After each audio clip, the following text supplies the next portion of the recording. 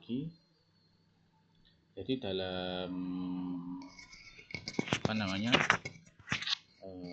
kalau kita ngomongin konsep ya, konsep dalam sistem charge controller ya, atau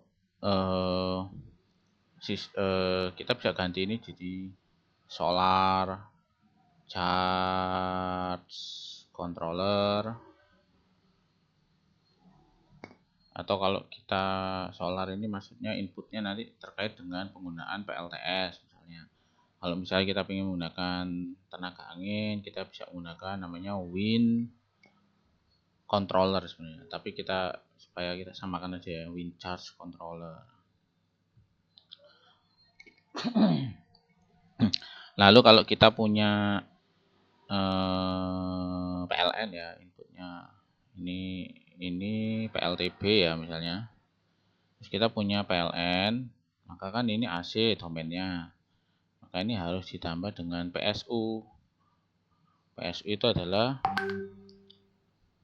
power supply unit ya, katakanlah dia pakai 24 volt 3 ampere.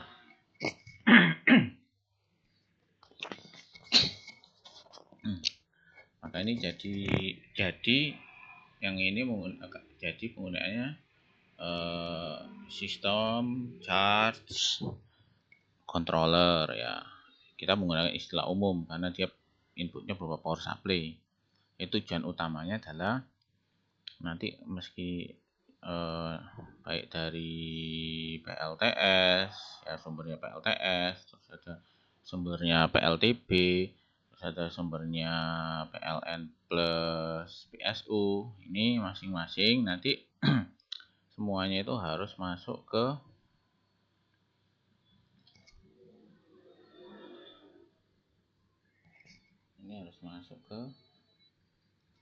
namanya controller dulu,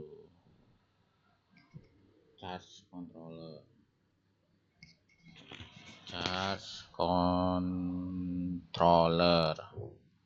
ya.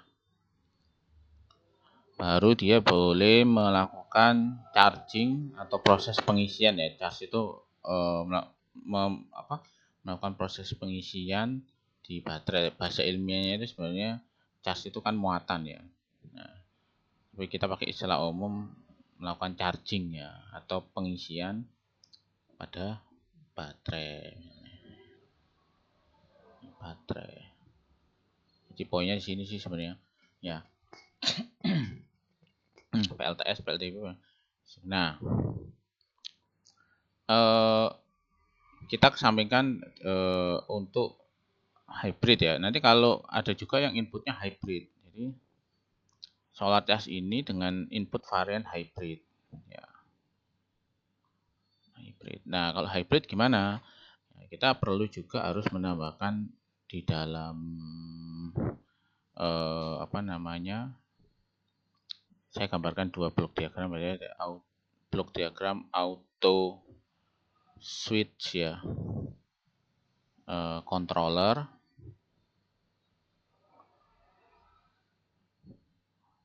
baru dia masuk ke charge controllernya,